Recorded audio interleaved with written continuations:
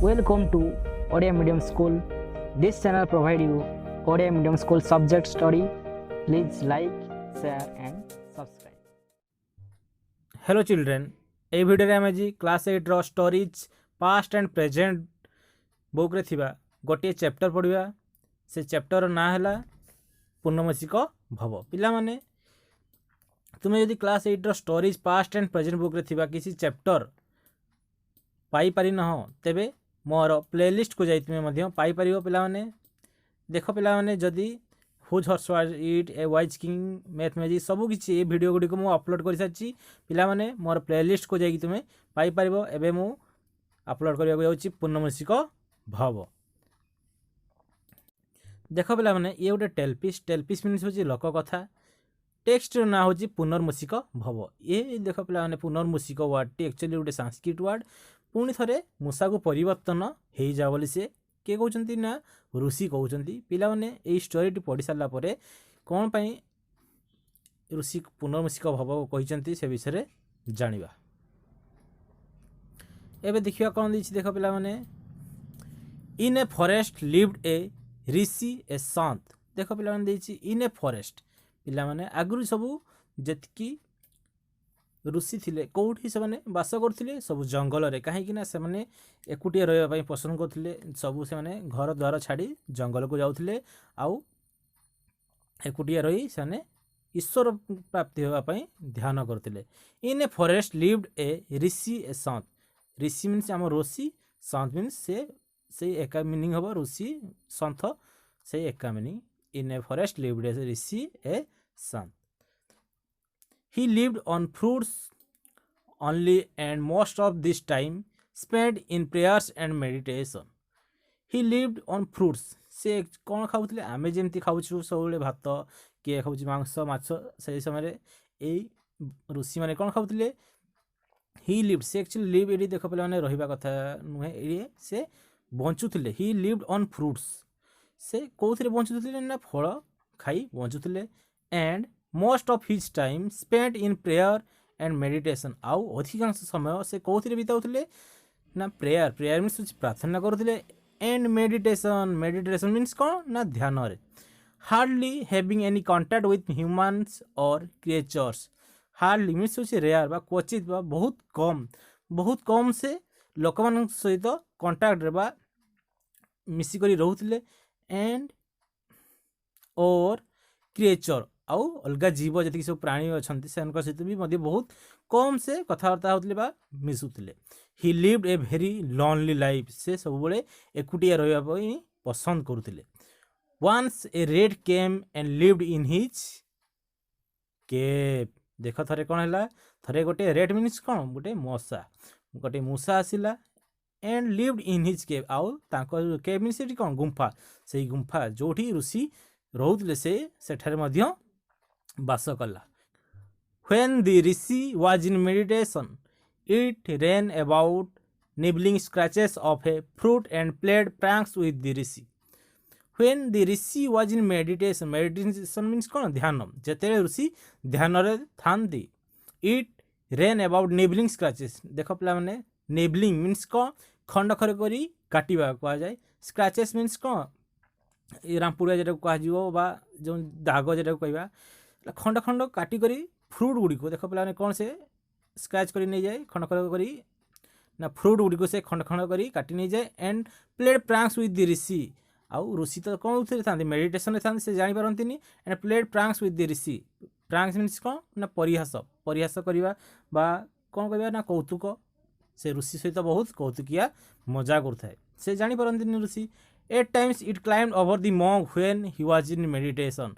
आउ देखो से कौन करे ना एट टाइम्स थरे थरे कौन हुए it climbed over the monk. से जो मूषाटी मॉन्क मीन्स कौन यही ऋषि ऊपर चढ़ी जाऊला जिते से मेडिटेशन बा ध्यान रे था। जिते ऋषि ध्यान रे था से मूषाटी ऊपर मध्य चढ़ी जाए। But the Rishi did not mind. किंतु से ऋषि जो थिले से किछि माइंड कर नथिले बा से जिनिस को से किछि भाबु नथिले। Rather enjoyed its prank. ता बदले से जो प्रैंक बा कौतुक बा परिहास को बहुत एंजॉय करथिले। both developed friendship and loved each other। ଋଷି ଏକଲା ସେଠାରେ ରହୁଥିଲେ କିନ୍ତୁ ଯେତେବେଳେ ଆଉ ଗୋଟିଏ ମୂଷା ତାଙ୍କ ସହିତ ରହିଲା ଏବଂ ତାଙ୍କ ସହିତ ଫ୍ରେଣ୍ଡସିପ୍ ଟାଇପ୍ର ତାଙ୍କର ହେଇଗଲା ସେତେବେଳେ ସେମାନେ ଦେଖ କ'ଣ କହୁଛନ୍ତି ଦେ ଲଭ୍ଡ ଇଚ୍ ଅଦର୍ ସେମାନେ ପରସ୍ପରକୁ ବହୁତ ଭଲ ପାଇଗଲେ। The monk enjoyed the activities and the company of the rat. Monk ଜଣକ ବା ଋଷି ଜଣକଟି ତାଙ୍କର ଏଇ ମୂଷାଟିର ଆକ୍ଟିଭିଟି ବା କାର୍ଯ୍ୟ ଗୁଡ଼ିକୁ ସେ ବହୁତ ଭଲ ପାଉଥିଲେ and the company of the rate ଆଉ ତାଙ୍କର କମ୍ପାନୀ ନଥିଲା ସେଥିପାଇଁ ଏଇ company of the rate means company means କ'ଣ ସହଯୋଗ ବା ସାଙ୍ଗ ଯେଟାକୁ ବି ଆମେ କହିବା ତାଙ୍କ ସାଙ୍ଗ କମ୍ପାନୀ ଅଫ୍ ଦି ରେଟ୍ ଏଇ ମୂଷିକ ସାଙ୍ଗଟିକୁ ମଧ୍ୟ ସେ ବହୁତ ଭଲ ପାଉଥିଲେ ତା ସହିତ ସାଙ୍ଗ ପାଇଁ ମଧ୍ୟ ବହୁତ ଭଲ ପାଉଥିଲେ। At the rishi became his friend the rat had no one to fear. ଦେଖ ପିଲାମାନେ କ'ଣ ଦେଇଛି at the rishi became his friend ଏବେ ଋଷି ମୂଷିକଟିର ଫ୍ରେଣ୍ଡ ହୋଇସାରିଥିଲେ the rat had no one to fear ସେଥିପାଇଁ ମୂଷାଟି ଅନ୍ୟ କାହାରିକୁ ଡରିବାର ନଥିଲା। He lived happily and undisturbed till a wild cat came to live nearby. ସେ ବହୁତ ଖୁସିରେ ଥିଲା ଆଣ୍ଡ ଅନଡିଷ୍ଟର୍ବ ସେ ଟୋଟାଲି ଡିଷ୍ଟର୍ବ ହେଉନଥିଲା ଟିଲ୍ କେତେ ପର୍ଯ୍ୟନ୍ତ ନା ଯେତେ ପର୍ଯ୍ୟନ୍ତ ଗୋଟିଏ ୱାଇଲ୍ଡ କ୍ୟାଟ୍ ମିନ୍ସ କ'ଣ ବଣୁଆ ବିଲେଇ ସେଇ ନିକଟକୁ ରହିବା ପାଇଁ ଆସିନଥିଲା। ଏଇ ବଣୁଆ ବିଲେଇ ଆସିବା ଫଳରେ ସେ ଟିକେ ଡିଷ୍ଟର୍ବ ହେଇଯାଇଥିଲା। ତାପରେ ଦେଖ ପିଲାମାନେ ଏଇ ଜିନିଷଟାକୁ ଲକ୍ଷ୍ୟ କର ଭଲ ଭାବେ ଲକ୍ଷ୍ୟ କର the cat could not go out ଲେଖା ହେଇଛି ପିଲାମାନେ ଯେଉଁ ଏଠି କେଟ୍ ହେବନି ଏ ମିଷ୍ଟେକ୍ ଅଛି ପିଲାମାନେ ଲକ୍ଷ୍ୟ କରିବ ଇଏ ହେବ କ'ଣ ହେବ ନା ରେଟ୍ ହେବ ପିଲାମାନେ ତୁମେ ଚେଞ୍ଜ କରିଦେବ the rat could not go out for fear of getting killed ସେଥିପାଇଁ ମୂଷାଟି ଆଉ ବାହାରକୁ ବାହାରି ପାରିଲା ନାହିଁ for fear of getting killed କାହିଁକି ନା ସେଠାକୁ ଗୋଟିଏ ୱାଇଲ୍ଡ କ୍ୟାଟ୍ ବା ବଣୁଆ ବିଲେଇ ଆସିଯାଇଥିଲା। One day therefore he requested the rishi great sir make me a cat or else I can not live happily for fear of the cat. ସେଥିପାଇଁ ସେ ଦେଖ ମୂଷାଟି କ'ଣ କଲା ନା one day therefore he requested the rishi ସେ ଋଷିଙ୍କୁ କ'ଣ ରିକ୍ୱେଷ୍ଟ କଲା ବା ନିବେଦନ କଲା ନା great sir sir make me a cat or else I can not live happily for fear of the cat ମୋତେ ଗୋଟିଏ କେଟ୍ କରିଦିଅନ୍ତୁ ବା ବିଲେଇରେ କନଭର୍ଟ କରିଦିଅନ୍ତୁ ଅର୍ ଏଲ୍ସ ନହେଲେ କ'ଣ କରିବି ଦେଖ ପିଲାମାନେ ଦେଇଛି ଏଠି ଅର୍ ଏଲ୍ସ ନହେଲେ I can not live happily for fear of the cat ମୁଁ ଟୋଟାଲି ଆଉ ହ୍ୟାପିଲି ବା ଖୁସିରେ ଏଠାରେ ରହିପାରିବି ନାହିଁ କେଉଁଥିପାଇଁ ନା ଫିଅର୍ ଅଫ୍ ଦି କେଟ୍ ବିଲେଇର ଡର ପାଇଁ ମୁଁ ଏଠାରେ ଖୁସିରେ ଆଉ ରହିପାରିବି ନାହିଁ। ସୋ ଦି ଋଷି ସେଡ୍ ତଥାସ୍ତୁ let it be so and turn the rat into a cat. ଦେଖ ଆକ୍ଚୁଆଲି ତାଙ୍କ ଫ୍ରେଣ୍ଡ ହେଇଥିଲା କିଏ ରେଟ୍ଟି ଋଷିର ଫ୍ରେଣ୍ଡ ହେଇଥିଲା ସେଥିପାଇଁ ଋଷି ସେଟ୍ ତଥାସ୍ତୁ ମାନେ ଯେଉଁଟା ସେ ଚାହୁଁଛି ସେଇ ଜିନିଷଟା କ'ଣ ଆପ୍ଲାଏ ହେଇଯାଉ ସେ ଚାହୁଁଥିଲା କ'ଣ ହେବା ପାଇଁ ନା କେଟ୍କୁ ପୁଣି ଥରେ ଦେଖ କନଭର୍ଟ କେମିତି ଆଗରୁ ପିଲାମାନେ ଯେଉଁ ଜିନିଷ ଋଷିମାନେ କହୁଥିଲେ ସେଇ ଜିନିଷ ହେଇଯାଉଥିଲା କାହିଁକି ସେମାନେ ତାଙ୍କ ତପ ବଳରେ ସବୁ ଶକ୍ତିର ହାସଲ କରିଥାନ୍ତି। ସେ ତଥାସ୍ତୁ କହିସାରିଲା ପରେ ଲେଟ୍ ଇଟ୍ ବି ସେ କହୁଥିଲେ ଯାହା ତୁ ଚାହୁଁଥିଲେ ସେ ହେଇଯା। So and turn the rat into a cat rat ଚାହୁଁଥିଲେ ଆକ୍ଚୁଆଲି କେଟ୍ ହେବା ପାଇଁ ସେ ରେଟ୍ଟି କେଉଁଥିରେ କନଭର୍ଟ ହେଇଗଲା ନା କେଟ୍କୁ କନଭର୍ଟ ହେଇଗଲା। The cat and the rishi lived happily together ଏବେ କିଏ କିଏ ଅଛନ୍ତି ନା କେଟ୍ ଆଣ୍ଡ ଦି ଋଷି ଏବେ ରେଟ୍ଟି କ'ଣ ହେଇଛି କେଟ୍ ହେଇଗଲା cat and rishi lived happily together ବିଲେଇ ଆଉ ଋଷି ସାଙ୍ଗରେ ଖୁସିରେ ରହୁଥିଲେ। The cat moved around the rishi when he was in meditation କେଟ୍ଟି କେଉଁଠି ଘୁରି ବୁଲୁଥିଲା ନା ମୁଭ୍ଡ ଆରାଉଣ୍ଡ ଦି ଋଷି ଧର ଏଇଠି ବସିଥିବେ ତାଙ୍କ ଚାରିପଟେ ବିଲେଇଟି ଘୁରି ବୁଲୁଥାଏ ଯେତେବେଳେ ଋଷି କେଉଁଥିରେ ଧ୍ୟାନରେ ଥାନ୍ତି। At times it sat on the lap of the rishi when he meditated ଥରେ ଥରେ ଦେଖ ପିଲାମାନେ କ'ଣ କରେ ସେ ବିଲେଇଟି it sat on the lap means କ'ଣ ଏଠି ପିଲାମାନେ ବାହୁ ସେ ଋଷିଙ୍କର ବାହୁ ଉପରେ ଥରେ ଥରେ ସେ ବସି ପଡ଼େ ହ୍ୱେନ୍ ହି ମେଡିଟେଟେଡ୍ ଯେତେବେଳେ ଋଷି ତାଙ୍କ ଧ୍ୟାନରେ ବସିଥିଲେ ସେତେବେଳେ ସେ ଥରେ ଥରେ କ'ଣ ସେ ବସି ପଡ଼େ କାହା ଉପରେ ନା ତାଙ୍କ ବାହୁ ଉପରେ। ଦି ଋଷି ଏନ୍ଜଏଡ୍ ଦିସ୍ ଭେରି ମାଚ୍ ଋଷି ଏଇ ପରିକା ଆକ୍ଟିଭିଟିକୁ ବି ମଧ୍ୟ ସେ ବହୁତ ଭଲ ପାଉଥିଲେ ମୋର୍ than the company of the rate ଠୁ ଏ ସାଇଜ୍ରେ ଟିକେ ବଡ଼ ଆଉ ରେଟ୍ ଠୁ ଏ କେଟ୍କୁ ସେ ଆହୁରି ବହୁତ ଭଲ ପାଉଥିଲେ। ଦି କେଟ୍ lived happily and undisturbed till ଏ ଜାକଲ୍ କେମ୍ ଟୁ ଲିଭ୍ ନିୟର୍ ବାଇ କେଟ୍ଟି ବହୁତ ଖୁସିରେ ଥିଲା ଆଣ୍ଡ ଅନଡିଷ୍ଟର୍ବ ସେ ଟୋଟାଲି ଡିଷ୍ଟର୍ବ ହେଉନଥିଲା କେତେ ପର୍ଯ୍ୟନ୍ତ ନା ଯେପର୍ଯ୍ୟନ୍ତ ଗୋଟିଏ ଜାକେଲ୍ ତାଙ୍କ ପାଖକୁ ଆସିନଥିଲା।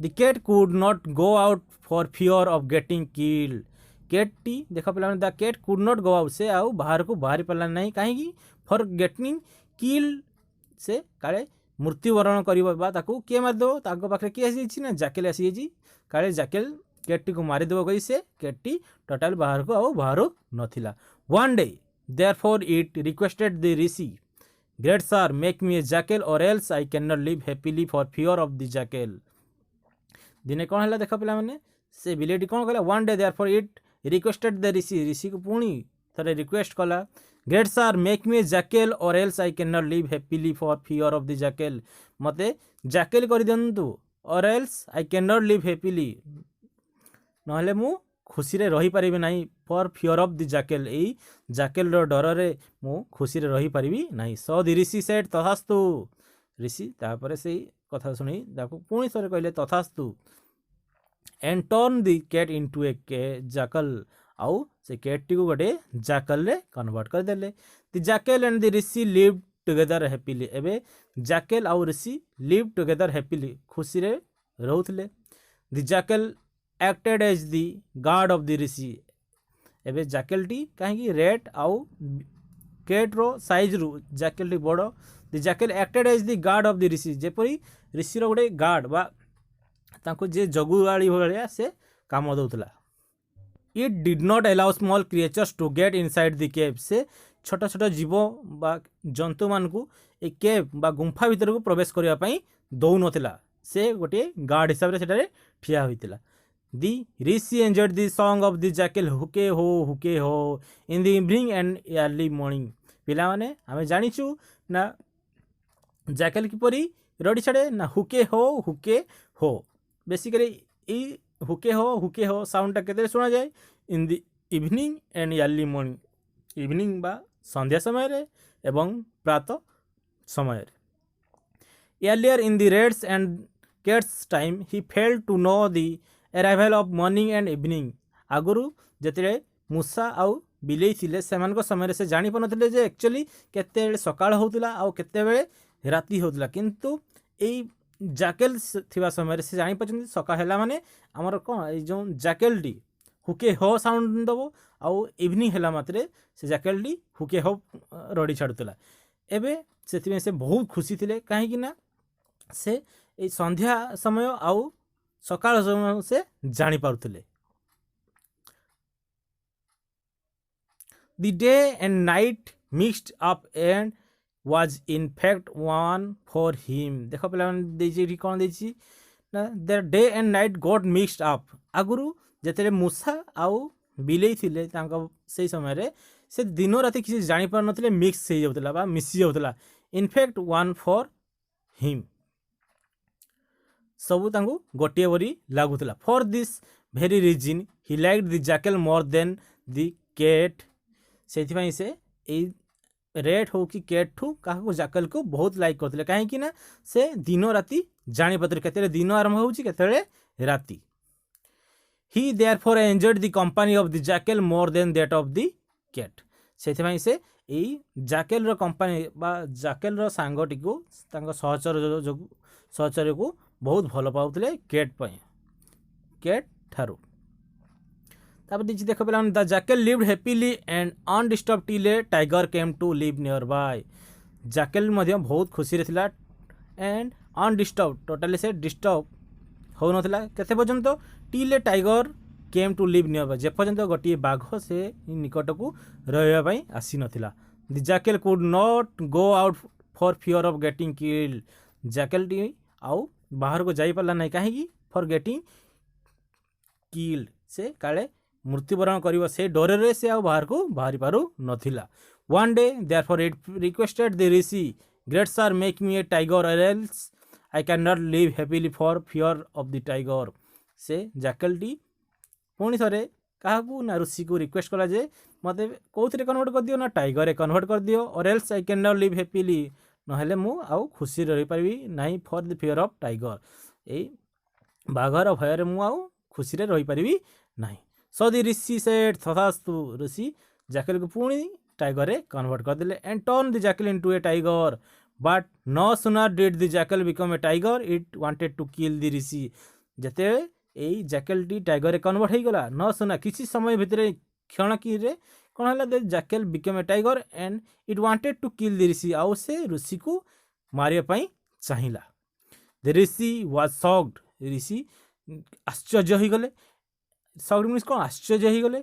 ଏଣ୍ଡ ଟୁ ସେଭ୍ ହିମସେଲ୍ଫ, ଆଉ ନିଜକୁ ରକ୍ଷା କରିବା ପାଇଁ ସେ କ'ଣ କଲେ ଦେଖ, ହି ଅଟର୍ଡ ମିନ୍ସ କ'ଣ, ଉଚ୍ଚାରଣ କରିବା, ପୁନର୍ମୂଷିକ ଭବ ବି ମାଉସ୍ ଏଗେନ୍ ହେଲା। ପୁନର୍ମୂଷିକ ଭବ ମିନ୍ସ କ'ଣ, ପୁଣି ଥରେ ମୂଷାରେ କନଭର୍ଟ ହେଇଯାଅ, ବି ମାଉସ୍ ଏଗେନ୍ ପୁଣି ଥରେ ମୂଷା ହେଇଯାଅ। And turn the tiger into a cat, sorry, and turn the tiger into a rat, ପୁଣି ଥରେ ଟାଇଗରଟି କହୁଥିଲେ ତାର ମୂଳ ଅବସ୍ଥା ରେଡ୍କୁ କନଭର୍ଟ ହେଇଥିଲା। ଏହିପରିକା ଉପାୟରେ ଋଷି ତାଙ୍କ ଜୀବନ ରକ୍ଷା କରିଥିଲେ। ବାଏ।